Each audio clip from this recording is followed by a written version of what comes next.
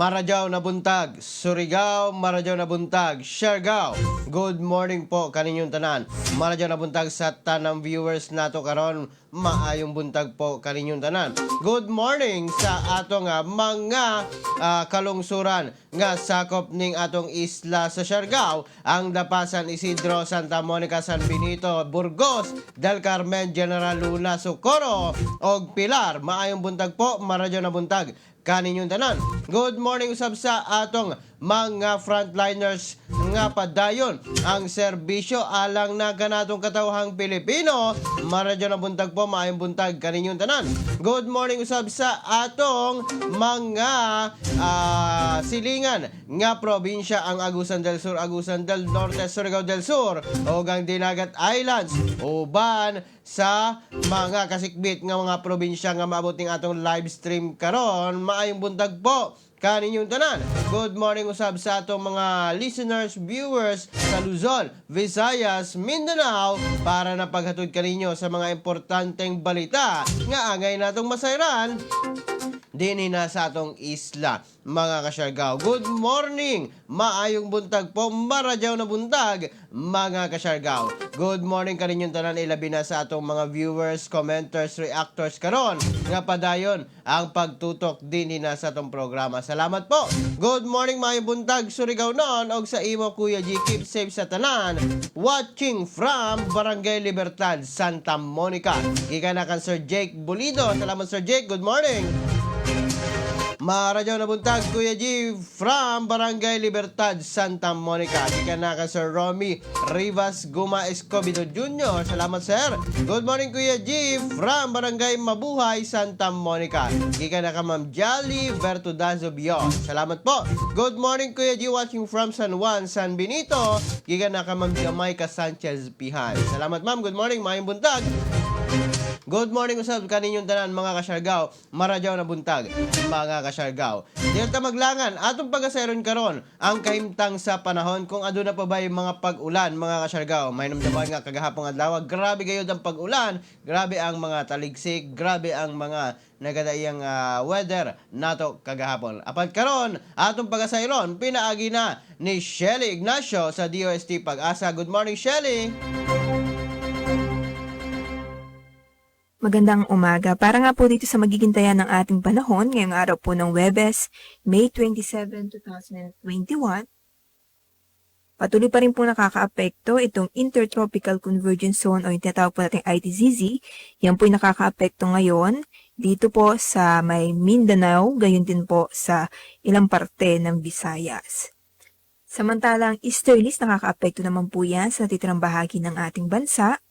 Samantalang, meron po tayong LPA, sa labas po yan ng PAR, at ito po ay, as of 3 a.m., ito po ay nasa layong 2,480 km east of Mindanao. Sa ngayon po, masyado po itong malayo, pero kung ito po ay makaapekto, ay magbibigay abis naman po ang Pag-asa.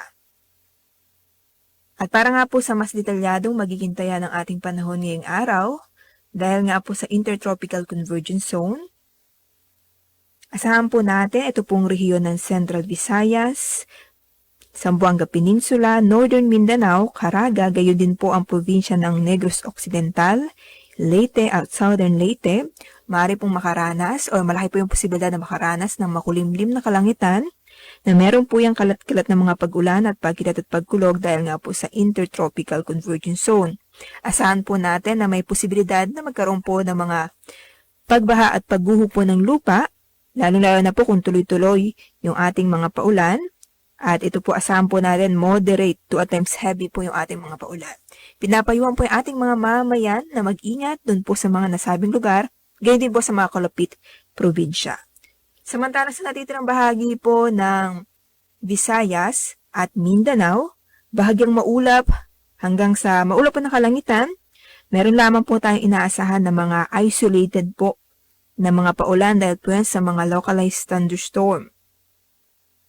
Samantalang yung magiging taya po ng temperatura, dito po sa may Visayas, sa may Iloilo City at Tacloban, nasa pagitan po ng 26 to 31 degrees Celsius ang magiging agwat ng temperatura.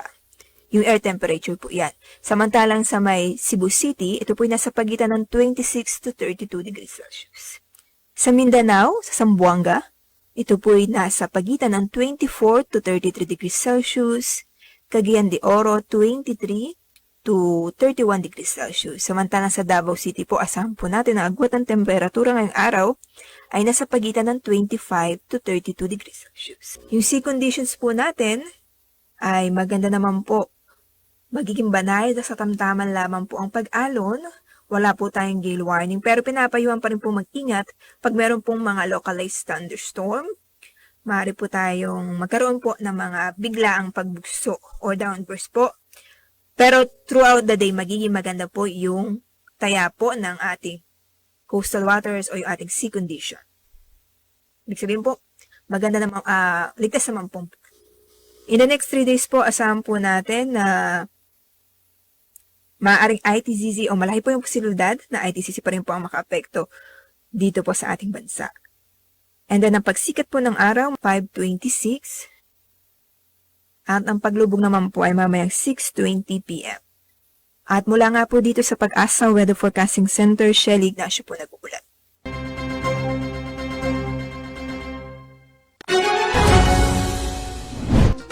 Okay na mga kasyargaw, ang latest updates nato sa kaimtang sa panahon, pinaagi na ni Shelly Ignacio sa DOST Pag-asa. Adun nagyapoy pag-ulan mga kasyargaw nga itong masinati, tungod na sa Intertropical Convergence Zone mga kasyargaw, nga dala sa maong weather disturbances din na sa Southern Southern Mindanao mga kasyargaw. Good morning po mga buntag. Adun na sa low pressure area pero layo pa kini mga kasyargaw. Dugay pa kining nga makaapekto sa panahon nato. Ingat-ingat po pagdala ng payong mga kasyargaw. Good morning Kuya G watching from San Juan, San Benito. Good morning kasyargaw non, Surigao non. Stay safe, God bless. Gikan na kan Sir Direct Ram. Maradya na buntag sir. Good morning. Good morning Kuya G, gikan na kang Sir Arvin Herarcas Arnido. Good morning po mga buntag. Samtang good morning Kuya G, watching from Consolacion. Keep safe Siargao non. Gikan na kang Sir Espino Mike. Samtang good morning Kuya G, pa shout out sa ako anak kang Michael Angela na naghigda pa bangon na sa ako nanay Delia tiya titit kantiyo ang akol na jari naging kuray. Good morning sa inyo tanan. Samtang good morning Kuya G ug sa ako mga anak na jari naglantaw sa imo programa. Salamat po. Gikan na kang Ma'am Che Gabutero. Salamat ma'am. Good morning og sa tanan taga Kambas. Good morning Kuya G. Good morning Siargao. Gikan na ka Ma'am Samantha Gracela Espeso Argota. Good morning Kuya G. Pa-shoutout kayo kang Sam og Jegs. Gikan na ka Ma'am Tiffany Borja. Pa-shoutout from Season Pangasinan. Gikan na kang Sir Lawrence Aboy Espaldon. Salamat sir. Good morning. Nilta maglangan mga kasyargao.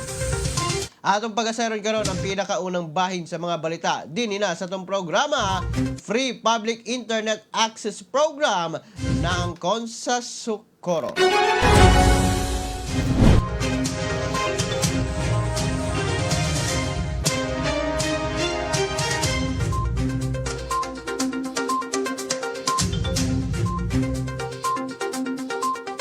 Isip pag-promote sa turismo sa munisipalidad sa Socorro, may bisita sa maong lugar si DICT kung Department of Interior and Department of Information Communications Technology Undersecretary Arnold Atienza uban sa Regional Director ni ini og ni DICT Focal Jackie Lu de Serra aron na mga kasyargao mahatag o mapatuman ang gikaingong proyekto sa DICT nga Wi-Fi for All Free Public Internet Access Program para na mas dali mga kasyargao nga ma-spread, mapakalap, mapakuyanap ang maong tourism sites karon mga kasyargao. Ilabi na nag-abri kini sa publiko. Mga latest updates karon dito na sa munisipalidad sa Socorro. Samtang sa laing bahin mga kasyargao, mobile checkpoint operation gilusad sa Socorro gihapon. Netong Bayo 25 alas 2 sa hapon, mga kasyargaw, ang personahe sa Socorro Municipal Police Station sa pagpangulo ni Police Executive Master Sergeant Wilson Antipasado, ilalom sa supervisyon ni Police Lieutenant Noel Cres Buque, may pahigayon sa hiniusang mobile checkpoint operation uban sa personahe sa LTO Siargao sa pagpangulo ni Operations Officer Cornelio E. Bordas o AFP CAFGO elements sa pagpangulo ni Staff Sergeant Julius Palahang Subay sa National Highway sa Socorro. Kinikabahin na sa striktong pagpatuman sa Republic Act No. 10054 o ang Motorcycle Helmet Act of 2009 o ang Republic Act No. 4136 o ang Land Transportation and Traffic, mga kasyargaw. Ang tanang nangadakpan, gihatagan og Temporary Operators Permit kon TOP, samtang ang ilang mga sakyanan o ang driver's license na impound og pagasetelon, mga kasyargaw, kini sulod sa 72 hours dito na sa LTO office sa Training Center Building, Socorro o dito na mismo sa LTO Dapa, mga kasyargaw.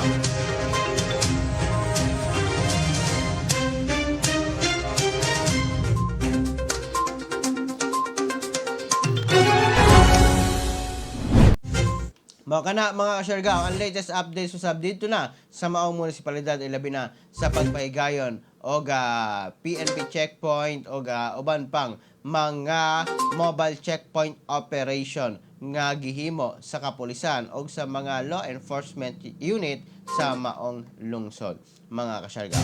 Good morning po, maayong buntag, maradyaw na buntag. Good morning, Kuya Gio, at sa mga taga Maribohok, San Benito, good morning, keep safe to all. Giga na ka, Ma'am Jocelyn Gagabuan. Salamat, ma'am. Good morning. Good morning, Sir G. God bless. Giga na ka, Sir Randy Archaga Santisas. Samtang sa laing bahin, bisita og pulong-pulong sa barangay sa Dapa, nagpadayon. Nahitabo sa Barangay Corregidor ang ikatuyo na panagpulong-pulong na taga-pangunahan, mga kasyargaw, ni Dapa Mayor Elizabeth Matugas uban sa mga maabtik na mga SB members, ABC President Evaristo Patagan o Municipal Administrator nga si Ma'am Felicitas Gonzales, LGU Head Officers, mga kasyargaw, Corridor Barangay Officials nga gipanguluhan mismo ni Barangay Captain Jose Petillo, isa sa mga programa sa LGU Dapa, ang pagbisita sa panagpulong-pulong sa tanang barangay sa lungsod sa Dapa.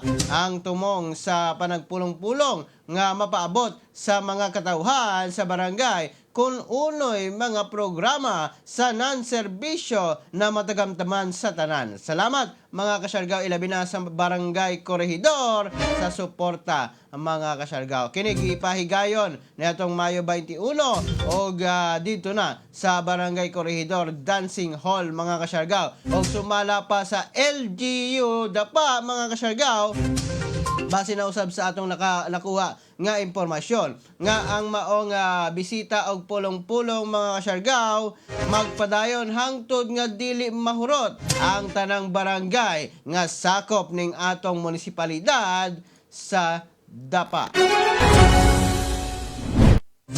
Good morning, Kuya G. Gigana kang Sir Mark Samarista Pernia Resenti. Salamat, Sir Mark. Good morning. Maayong buntag kanimo din na. Samtang, mga kasyargaw, karong adlaw usab adunay pagahimuon nga first dose healthcare worker senior comorbidities nga pagabakunahan, mga kasyargaw. 57 vials only base na sa San Benito RHU, mga kasyargaw. Samtang ang second dose sa mga nabakunahan nitong April 19 nga na sa April 30, pagahimuon usab karong adlaw, mga kasyargaw, dito na sa RHU San Benito, karong alas 9 sa buntag hangtod na sa alas 4, mga kasyargaw. Base na sa gipagawas nga updates karon sa San Benito Rural Health Unit, mga kasyargaw. Samtang sa laing bahin sa mga balita karon, libreng sakay sa katawhan gihimo sa kapulisan. padayon ang kampanya sa atong kapolisan. Ilabi na sa didto sa San Isidro Municipal Police Station. Alang na sa libreng sakay ni ini ngadto na sa mga katawhan sa San Isidro, ilabi na kadtong mga makit-an ni ini sa kadalanan nga naglisod pagsakay o ang makit-an ni ini nga maghulat sa public vehicles, mga kasyargaw. Kini kabahin na usab sa paagi sa PNP nga makatabang sa katawhan panahon sa pandemya. Mao na latest updates karon, mga kasyargaw, sa maong munisipalidad, ilabi na sa mga kapolisan o sa maayong tumong ni ini, mga kasyargaw, sa pagpahigayon sa mga maayong buhat usab, mga kasyargaw. Aron na makatabang, mga kasyargaw, ngadto na sa katawhan na nanginahanglan, mga kasyargaw. Mga latest updates dito na sa San Isidro karon, mga kasyargaw. Good morning po, maayong buntag kaninyong tanan. Good morning, mga kasyargaw. Good morning, happy viewing sa tanang viewers nato. Salamat po. Samtang sa laing bahin, balik kita sa munisipalidad sa Socorro. 1-year-old nga bata patay tungod na sa COVID-19 complication. Usa ka patay na usab ang naitala sa munisipalidad sa Socorro tungod na sa komplikasyon sa COVID-19. Og kini, mga kasyargaw, usa ka 1-year-old baby boy nga naklasipika nga COVID-19 probable case nga gikan o taga Barangay San Roque, munisipalidad sa Socorro. Base na sa gipagawas nga report karon sa Rural Health Unit sa Socorro. Gihulat pa karon, mga kasyargaw, ang RT-PCR test result ni ini, mga kasyargaw. Samtang sa gipahigayong contact tracing, tulo ang new confirmed cases nga mi positibo sa antigen test. Kini sila karon gi-isolate na o magpahigayon sa RT-PCR, mga kasyargan, aron makumpirma gayod nga positibo kini. Sumala pa nga ang maong mga suspected cases na ilang nga usa ka babae gikan na sa Nueva Estrella og na-admit na sa Caraga Regional Hospital. Usa ka lalaki gikan sa poblasyon, babae nga gikan sa Sudlon, og usa ka babae usab gikan na sa poblasyon, mga kasyargaw. Okay na ang latest updates karon, mga kasyargaw, dito na sa munisipalidad sa Socorro. Ang maong 1-year-old nga bata, mga kasyargaw, base na sa report kagabi nga gipagawa sa RHU Socorro, mga kasyargaw. Condolence po to the bereaved family, mga kasyargaw. Subo nato nga palandungon, mga kasyargaw, nga adunay bata nga na-involved sa komplikasyon sa COVID-19. Good morning po. Good morning, Kuya G. Maradyo na buntag. Keep safe to all. Gikan namang Kath. Salamat. Maradyo na buntag po. Maradyo na buntag sa tanang viewers nato karon. Salamat po. Ingat po gayud kita, mga kasyargaw. Ilabi na sa nagkadaiyang munisipalidad din na sa atong isla sa Siargao. Ingat po kitang tanan, mga kasyargaw. Salamat po, good morning. Samtang sa laing bahin, San Benito Mayor Gina Menil, nabakunahan na. May tumbag na karon sa hagit sa pagpabakuna si San Benito Mayor Gina Sumando Menil. Ingon nga nagpabakuna na, ingon nga parte sa solusyon sa pandemya. Pinaagi na sa pagbakuna kaniya. Maong sa pagkakaroon, gidali ini ang tanang lumulupyo sa munisipalidad sa San Benito o ang mga San Benitohanon nga magpabakuna na aron na maproteksyonan ang kaugalingon, pamilya o ang komunidad ug aron usab makabot na ang herd immunity sa maong lungsod.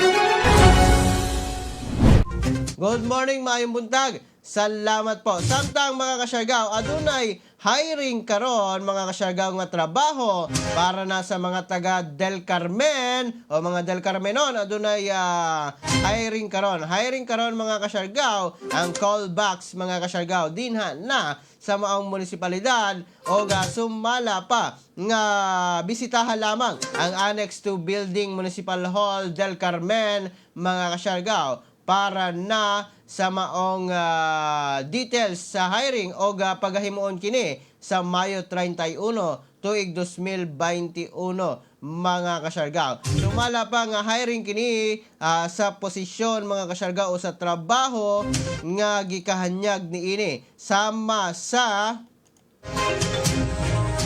pag-open. Sama sa mga kasyargaw, sales coach ang kwalifikasyon graduate of bachelor's degree in any field, 1 to 2 years experience with learning and development training, excellent English communication skills, amenable to work in an office-based setup mga kasyargaw. Samtang hiring usab kini sa ikaduha nga gikawingon pa posisyon, sales development representatives, marketing lead generator, and data profilers. Ang kwalifikasyon should be of legal age, excellent English communication skills, amenable to work in office-based setup, sales and marketing experience is a plus but not required. Mga na ang latest mga kasyargaw nga pahibalo dito na sa maong munisipalidad nga adunay hiring sa tanang Del Carmen noon, tanang Siargao noon. Karong Mayo 31 mga kasyargaw ipahigayon ang maong hiring. Apply na mga Siargao noon. Salamat po, good morning. Good morning po kaninyong tanan mga kasyargaw. Salamat po sa inyong pagtutok din hina sa atong programa Siargao TV News. Samtang sa laing bahin sa atong mga balita karon mga kasyargaw, PNP Regional Training Center gipailalom sa granular lockdown. May pakanaog karon mga kasyargaw ang syudad sa Surigao og bag-ong executive order number 26 o ang pagpahimutang sa area of PNP Regional Training Center nga nahimutang sa Barangay Lipata, Surigao City ilalom sa granular lockdown. Nakalatid sa maong executive order ang mga tanang personahe sa nga nagpuyo o mobisita sa maong area dili pwede mo gawas sulod sa 14 days sugod pa ni atong Mayo 23 tuig 2021 hangtod na karong June 6, 2021. Samtang ang mga healthcare workers SMWD Sir Neco o ang pwede lang nga mogawa sulod sa maong lugar tungod na sa ilang trabaho ilabi na sa pagkuha ng mga kaingon pa bayad or kanang mga receipts mga kasyargaw sa maong mga gikaingon pa nga bills mga kasyargaw. Pagkasundon ang quarantine protocol sa maong area mga kasyargaw. Kini nga order usab pagatumanon sa OIC Director sa Regional Training Center o sa punong barangay sa Lipata o ang barangay captain mga kasyargaw. Ana na ron mga kasyargaw, ana karon kini sa granular lockdown.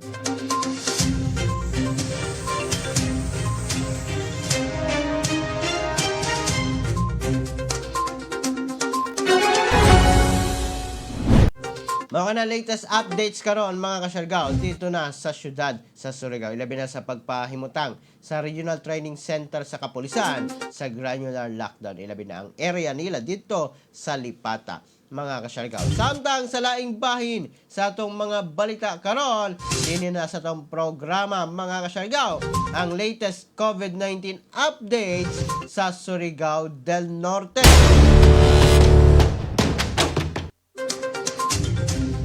Ang COVID-19 sa Surigao del Norte miabot na sa 1,690 confirmed cases mga kasyargaw, samtang 306 ang total sa active cases, confirmed case mga kasyargaw, 306 kini. Og ang total sa naka-recover 1,289, samtang ang total death mga kasyargaw miabot na sa 104. Samtang dinhi na sa atong isla sa Siargao, may ubos na kini sa 17 ka active cases mga kasyargaw. Sa mainland Surigao, miabot na sa 92 ka active cases, samtang sa Surigao City anagyapon sa 197 ka active cases mga kasyargaw. Sa Siargao, General Luna ang pinakadaghan na Pulo, Burgos 2, Pilar 2, Dapa 1, San Isidro 1, Socorro usa mga kasyargaw. Dili pa na updated mga kasyargaw, kaya doon na pa RT-PCR test nga ipahigayon sa mga pasyente. Samtang sa mainland, 32 sa Season, 17 sa Malimuno, 14 sa Higakit, Claver, 5, Awalo day, Claver 8, Placer 1, Mainit 4, Taganaan 4, Bakwag 3, Alegria duha, San Francisco duha ang active cases karon. Samtang sa Surigao City 57 mga kasyargaw ang Lipata, 44 ang Washington, Luna 20, San Juan 15, Taft 14, Rizal 11, Bonifacio 5, Quezon 5, upat sa Kagnyog, upat sa Sabang, 3 sa Kantiasay, 3 sa Mapabwa, 2 sa Kanlanipa, Ipil 2, Balibayon usa, Mati usa, Nunok usa, Serna usa, Tugbungon usa, ug ang Trinidad usa ka active cases mga kasyargaw. Mga na latest updates nato karon sa COVID-19 sa Surigao del Norte.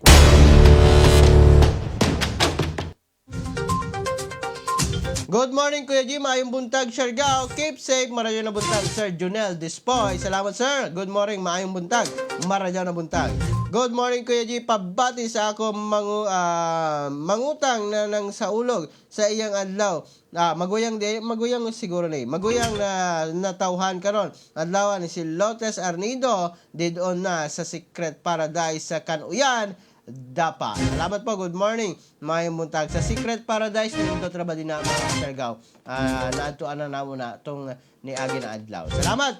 Sir Arvin Herarcas Arnido. Salamat. Good morning po. Samtang sa laing bahin sa mga balita karon, 32 kabag ang confirmed case natala sa Dinagat Islands.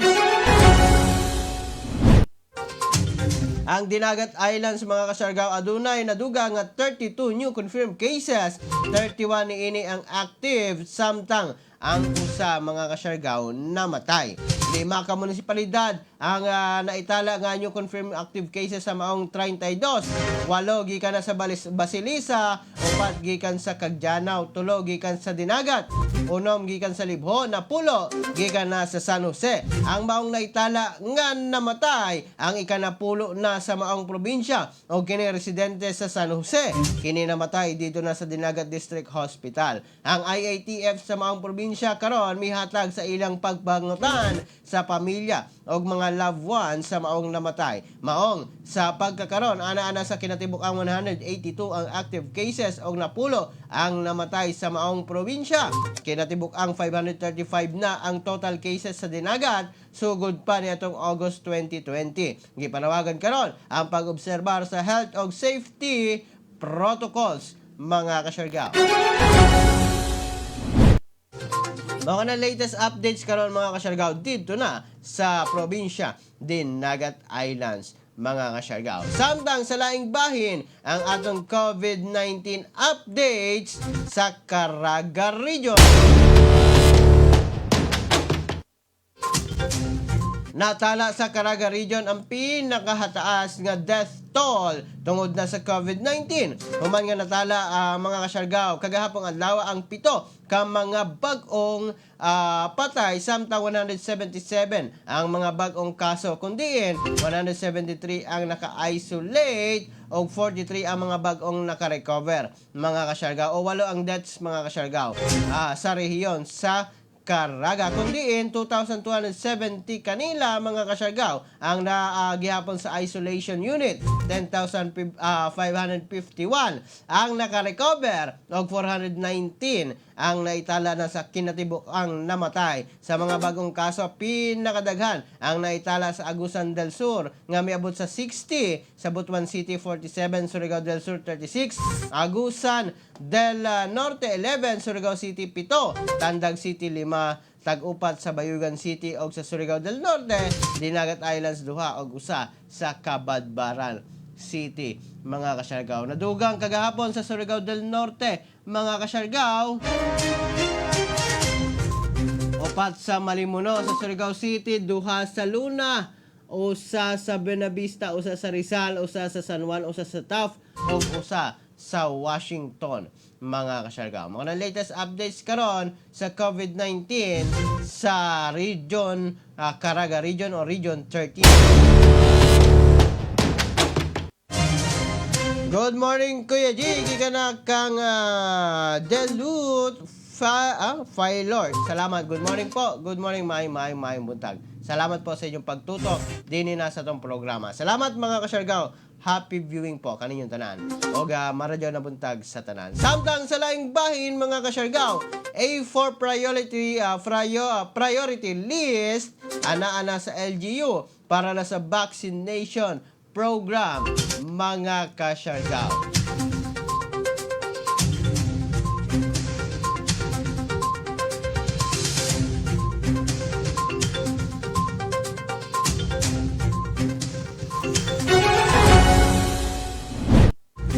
Ana sa kamot sa mga lokal nga panggamhanan kung kinsa o bisan unsa nga grupo nga sakop sa A4 o ang mga economic frontliners ang unang mabakunahan kontra COVID-19. Sunod kini sa gilaumang pag-arangkada sa pagpangbakuna sa mga anaa sa A4 vaccine priority group.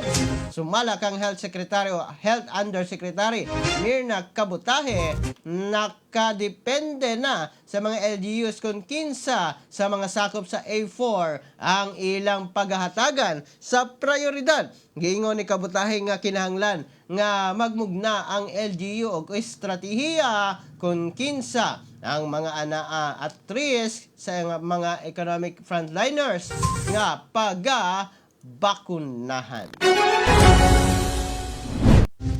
Good morning, Siargao. Good morning, Kuya G. Pa-shoutout ko sa mga taga-Subangan, Dapa, watching live from City of Love, Iloilo City. Gikan na ka, Sir Edwin Solis Bocado. Salamat, Sir Edwin. Good morning, maayong buntag. Kani mo din na. Salamat sa pagtutok. Dini na sa tong programa. Samtang sa laing bahin sa mga balita karon, COVID-19 update sa Tibok, nasod, Pilipinas, mga kasyargaw, para na masayod kita sa tanan.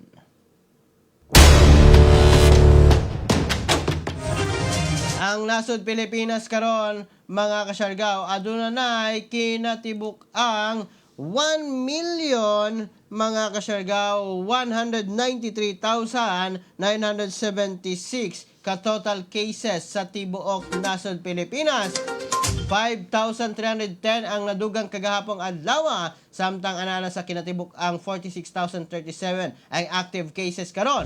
1,127,770 na ang total sa naka-recover, samtang 20,169 ang nangamatay nga naitala mga kasyargaw. Mga na latest updates karon mga kasyargaw sa COVID-19 sa tibuok nasod Pilipinas. Good morning po, maayong buntag mga kasyargaw. Salamat po sa inyong pagtutok din na sa tong programa, Siargao TV News. Salamat po kaninyong tanan mga kasyargaw, ilabi na sa inyong mga pagsuporta gayo din na sa tong programa. Salamat mga kasyargaw. Salamat po kaninyong tanan mga kasyargaw. Good morning sa tanang viewers nato karon og mga commenters, reactors. Salamat po sa inyong padayon nga pagsuporta, padayon nga pagpaminaw dinhi na sa atong programa. Salamat mga kasyargaw. Dinhi na lamang kukutob mga kasyargaw hangtod sa sunod nato nga panag-uban dinhi na sa atong programa Siargao TV News para napagatod kaninyo sa mga importanteng balita nga angay natong masayran dinhi na sa isla sa Siargao, sa probinsya Surigao del Norte, sa rehiyon sa Caraga, og sa tibuok nasod Pilipinas, Luzon, Visayas, Mindanao, og sa tibuok kalibutan. Kini ang inyong nagalagad sa live stream karon. Kuya Jim, ingon kaninyong tanan mga kasyargaw, pagpakabana, pagbantay, makisayod aron dili kita mahiso kamod. Ingat Siargao, ingat Pilipinas. God bless us all. Happy Thursday po kanatong tanan. #Siargao TV.